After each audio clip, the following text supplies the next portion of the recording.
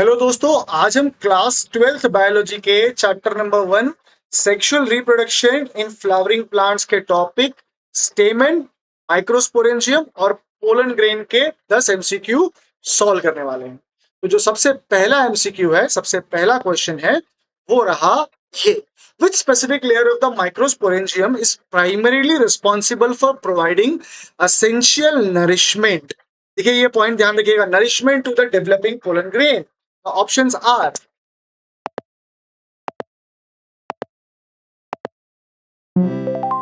the correct answer is A, tapetum. Question number 2. What is the biological term for the process of forming microspores from a pollen mother cell through meiotic division? Options are: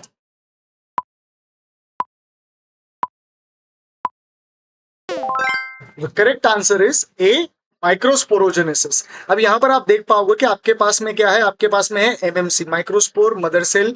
इसकी जो ploidy है वो है 2A, diploid है, ठीक है। जब ये मियोसिस 1 का राउंड करता है और इसमें से सिंगल सेल में से 2 सेल्स बनते हैं, तो ये जो प्लॉइडी थी 2N, वो डिक्रीज होकर के क्या हो जाती है, NN। So each of these cells will get single N. Then it divides again and it forms 4 cells, and each of these 4 cells will have N ploidy. Okay, so this becomes your dyad और ये जो होगा ये बन जाएगा हमारा tetra. ठीक है, चलिए question number 3. The extremely resistant organic material found in the exine of pollen grain that withstands high temperature and strong acid is.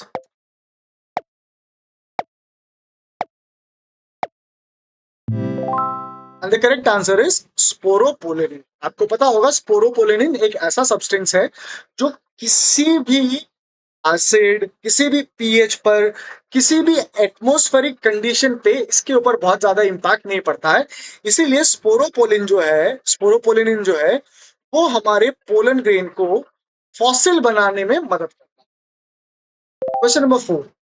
Which of the following describes the cellular state of typical mature pollen grain at the time of its release in most angiosperms? The options are: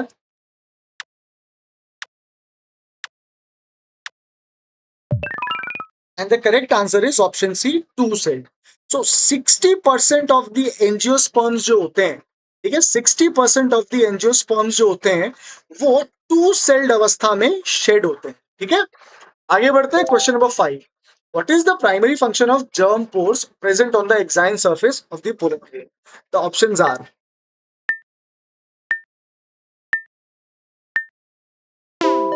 the correct answer is option C. देखिए, ये जो germ pores है वो क्या है, इस पूरे layer में जब आप एक्साइन के लेयर को देखते हो, ठीक है, एक एक्साइन के लेयर को देखते हो, तो कुछ कुछ जगह पे ना स्पोरोपोलिनिन एब्सेंट हो जाता है। तो वो जगह जहां पे ये स्पोरोपोलिनिन एब्सेंट है उसको अपन क्या बोलते हैं, जर्म पोर बोलते हैं। अब जर्म पोर क्या करेगा, जर्म पोर में हम देखेंगे कि जो इंटाइन लेयर है ना बच्चे, इस इंटाइन लेयर में से बाहर निकल के आती है कुछ चीज जिसको बोलते हैं पोलन ट्यूब। तो ये पोलन ट्यूब के इमरजेंस के लिए रिस्पॉन्सिबल होता है हमारा जर्म। ठीक है, question number 6. Which part of the stamen represents long and slender stalk that attaches to the thalamus or petal? The options are: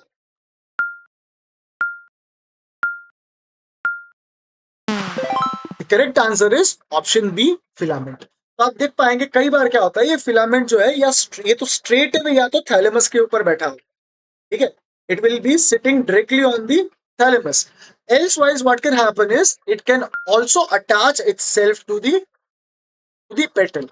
ठीक है, तो अगर ये पेटल के साथ जुड़ा होता है तो एपीपेटलस बन जाता है, अगर थैलेमस के साथ जुड़ा है तो एपी एपी क्या कहा जाएगा उसे, उसका जवाब आप कमेंट बॉक्स में बताएंगे। ठीक है, चलिए question number 7. The term dithecous refers to which structural characteristic of an angiosperm anther? The options are: and the correct answer is two thika per lobe. ठीक है, तो हर लोब के अंदर कितने थीका होंगे, दो थीका। तो एक थीका ये बन गया, एक थीका ये बन गया। So this is one of the lobe. Okay, then this is another lobe. So this lobe will also have two theca.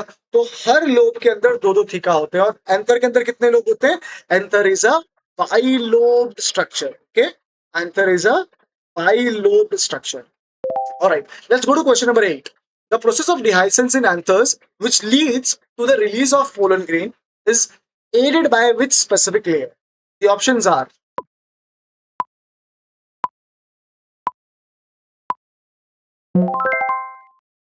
देखिए, ये एपिडर्मिस है ना, एपिडर्मिस हो गया, हमारे पास एंडोथीशियम हो गया, हमारे पास मिडल लेयर हो गया। ठीक है, इन तीनों का काम क्या होता है? इन तीनों का काम होता है डिहाइसेंस में हेल्प करना। जबकि का जो टेपेटम है उसका काम क्या है, वो हमने पहले क्वेश्चन में देखा था।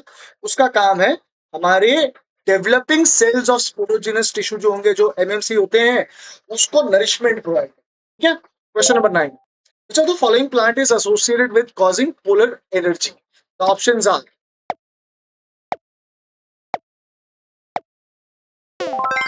so the correct answer is parthenium. ठीक है, पार्थेनियम को कई बार हम लोग कैरेट ग्रास के नाम से भी आते हैं। ठीक है, carrot grass. Question number 10.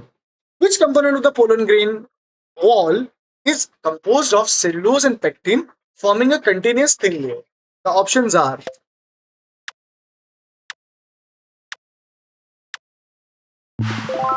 the correct option is intine. तो आपको याद होना चाहिए कि भैया ये हमारा इंटाइन होता है। इस इंटाइन के ऊपर कौन प्रेजेंट होता है? इंटाइन के ऊपर प्रेजेंट होता है exine, which is made up of sporopollenin. तो कुछ कुछ जगह पे ये खाली जगह छोड़ देता है, जिसको हम लोग क्या बोल दे रहे थे? जर्म पोर बोल देते थे। तो हमको ये समझ में आना चाहिए कि जो एक्साइन है वो कैसा है? वो है डिसकंटिन्यूअस। ठीक है, कैसा है? डिसकंटिन्यूअस है। जबकि का डिसकंटिन्यूअस है, जबकि का इंटाइन जो है, intine happens to be a continuously, intine is continuous. अब आपको यहाँ पे ध्यान में ये रख के रखना पड़ेगा कि इंटाइन जो है वो बना है सेल्यूलोज और पेक्टिन का, और एक्साइन जो है वो बना है किसका? स्पोरोपोलेनिन का। ठीक है, तो मैं उम्मीद करता हूं कि आपके इस क्विज में, इस एमसीक्यू की जो हमने एक सेशन लिया है, उसमें आपके अगर 10 में से 10 बन रहे हैं तो आपका स्कोर बनता है A+। अगर आपका 8 या 9 आ रहा है तो आप समझ लो आपका स्कोर है A। अगर आप 7 ला रहे हो तो आप समझ लो आप B। ठीक है, 7 ला रहे हो तो B समझ लो, इनफैक्ट 6 से 7 को आप B समझ लो। अगर आपका स्कोर 5 या उससे कम आ रहा है भाई, तो आपसे एक ही गुजारिश है कि आप इस टॉपिक को फिर से पढ़ें। कमेंट करके बताना कि आपका कौन सा ग्रेड आया है। मिलते हैं अगले वीडियो में, जहां पे हम लोग बात करेंगे अबाउट मेगा स्पोरेंशियल।